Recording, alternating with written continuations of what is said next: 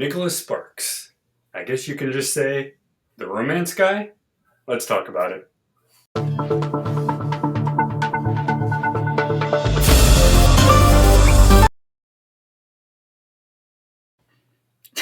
Hello, everybody. My name is Rob. This is my mom, Karen. We're your host of Books, Banter and Beyond. And today, I'm going to go over the loved and possibly cliched author we all know as Nicholas Sparks. Whether we blame the movies or this, I don't know. But to this day, he is still one of the biggest names when it comes to romance. And we're going to talk a little about why and talk about whether it really is cliche or if it's just, nostalgic for the romance of yore, maybe. Right. So he is synonymous with the classic romance novel. Basically, two people meet that you'd ever think they would, and by the end of the book, they end up just living happily ever after because why not? It just works that way. And it's a love story, for God's It's a sake. love story, right? And you might know him from books like Dear John, The Notebook, Longest Ride, all of which have been turned into movies with various celebrities that we know of as well. But what he does is he basically paints the picture of the perfect background, the perfect area, and I guess the perfect couple. They just don't realize it from the get-go. And this is usually one of those stories where everybody else is kind of like, oh, we know what's going to happen. And neither of the two characters want to admit it, but then they do. But I think the elements that he uses are pivotal. And the first one is the compelling love story that he makes. It's not so much that he's writing a romance, but he's writing characters that develop well and have relatable feelings, issues, strengths, whatever you want to call them, to the person reading. So the reader really can feel it because it's something that feels something that they've actually felt before. Yeah, it's something normal to them. It's something that they've felt, or maybe they've a friend of theirs has felt. And through that, you get to grow with them emotionally. Through the narrative, you get to see the journey through the words. So you get to see how they begin and how they end. And you just get this atmosphere of love, basically. I feel like every time around Valentine's, there's always like the week of we're just going to show these movies on TV because this is what epitomizes that. Do you think that's what makes a good love story? Overcoming obstacles? I mean, to me, it's Hallmark Channel esque. The joke, it sounds like it's a Hallmark Channel, but even those movies that are made and those stories, they're very basic and simple, but they are very good when it comes to if you want something that's easy to digest. If you want to sit down and read a book, or in this case, maybe watch a film and not really have to think too much, Nicholas Sparks are very good at that. He's very good at making you feel, but also giving you a ABC, XYZ, and you're done. Some people might, think, well, I kind of like more detail.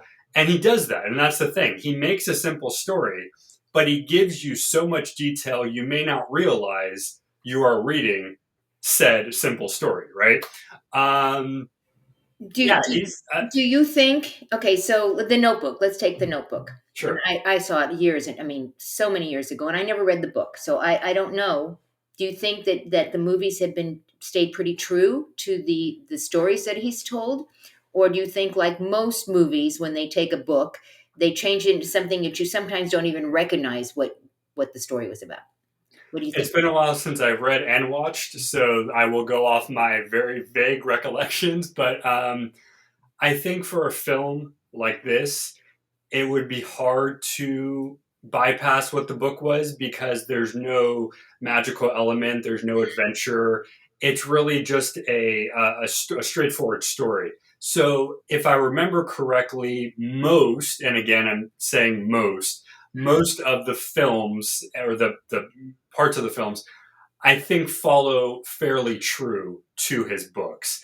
And whether that's because he's writing romance, which is a very general idea, or whether the directors are actually readers of the books, because sometimes the directors do like to read before they create. I don't know. I feel like it's He follows a recipe for sure, right? There's recipe, Yes. introduction to the characters, and they overcoming obstacles, and eventually they all get together. Do you like happy endings, or would you prefer to have something left up in the air so that you want to go read the next book that continues? No. If I know it's a series and the first two are going to be open ended, but there's another one, that's fine. For a book like this where it's just a story, I I hate when you just kind of like, well, you decide what happens. Like, I don't want to decide. You're Choose your the own writer. I'm ending. not the one who wrote this book. Like, you pick. There are things you can imagine from it. Like they get together and everything. You can imagine what they do at that point. Like sometimes it's like they open a cafe. Well, what kind of cafe? Or they open, they get land and they bring in horses or whatever. So there are things that you can imagine how they can build, Right. but I think for the most part, especially in a story like a romance, I kind of just want it ended and I want to know how it ends. Some of the stories he does are, they're deep and there's some kind of like, sad parts, but it's not, to me at least, a negative. It's just this is what people deal with in real life. So we're going to add this to the story because you or a family member or a friend may have seen this or dealt with this before. So he really tries to play off of any realistic event Hmm. that could happen and put it down into a story. Names have changed to protect the innocent, whatever that is. A historical Um, novel. It becomes historical because you're pulling actual yeah, historical. I mean, it becomes realism in a way because he's not, now the book that we actually have, this one here, the main character is actually a skeptic of paranormal activity, but he is actually asked to go to an island to discover it. And it's up to him to say, do I follow my truth of being a journalist and a scientist, or do I take a big leap of faith and leave all of that behind? And he meets a girl in here and they fall in love. And the whole story here is, does he stay with her and kind of learn about magic, or does he go Right. back to his writing life and basically only have everything be exactly scientific? Right. So, and even that is something that's truthful too, right? Because a lot of people do have that thing. Like you meet somebody who might be into a hobby that you've never done, and you have to think, okay, do I want to jump into that boat, even though I don't get it? Right. Or do I want to stay separate and go back to my life and go, I'm only going to do these things? So he also brings into Right. play the idea of love kind of makes you learn and grow and do Right. the things that you might not have had you not met these people, in life. So Right. it's a very interesting Yeah. I mean, idea. And even, yeah, we always laugh that I'm all about the personal development books, right? Self-help, and that's all I read. Well, ironically, in the last several weeks, I've started to read fiction. And I've okay, started to read fiction specifically to get out of my own head of trying to improve myself instead of just simply enjoying the read.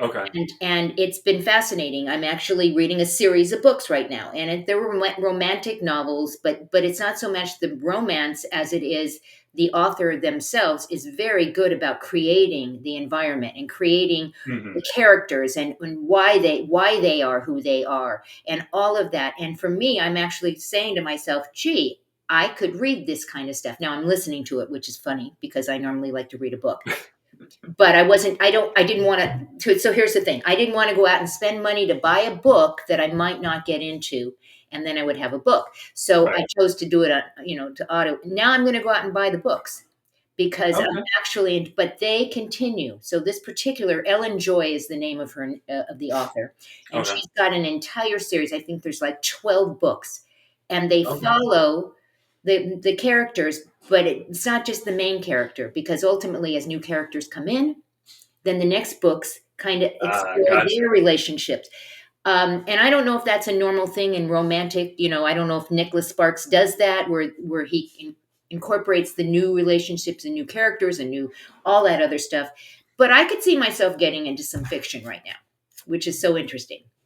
You There heard it you go. here Then our first. job is done here, right? You heard it here first. What do you like fiction over? Do you like reading fiction? I like it because I think we always ask the question every so often, and it's fun to ask. Yeah, I mean, generally, well, I like it. However, most of what I'm looking at to read is more nonfiction because I'm just interested in various aspects of science and space. Hmm. But yeah, I mean, I think go if you go back to when books were first, I feel like a majority were kind of fictitious, Hmm. but there's also a lot of fiction writers that wrote kind of essays on the community at the time. Right, So you have famous fiction authors that also spoke out against right, whatever was happening. right, So I think it's kind of an even tie. I think they both have their ups and downs. Um, yeah, I mean, I never thought romance was so interesting, but the more I've looked into various styles, it's a it's an easily digestible genre. It's something that you can pretty right. much read quickly and thoroughly and then go on to the next one. And when you have somebody like Sparks who has dozens and dozens, I don't know how many at this point, um, you never run out Of of books to read. different stories, Right, right? right. So I would say for those who never read romance or are kind of like a little iffy, pick up just something small. Pick up a book that's maybe like 100 pages or something. Just try it out. If you hate Right. it, you hate it. But I feel like people who haven't read it that do read them, it's kind of just a fun little side thing. You know, Yeah, when you have a minute, yeah, I like it. right? I think I love the character development, which you don't generally get. Well, you don't get in a nonfiction book. There are no characters to develop. Right, that is true. Right? So I really like that. So check out the Next Chapter Bookstore.shop. Rob, you already held up the book. There is a Nicholas Sparks book in there. So go check it out. Again, it's a gently used bookstore. Somebody else has been holding that book. Somebody else has read that book.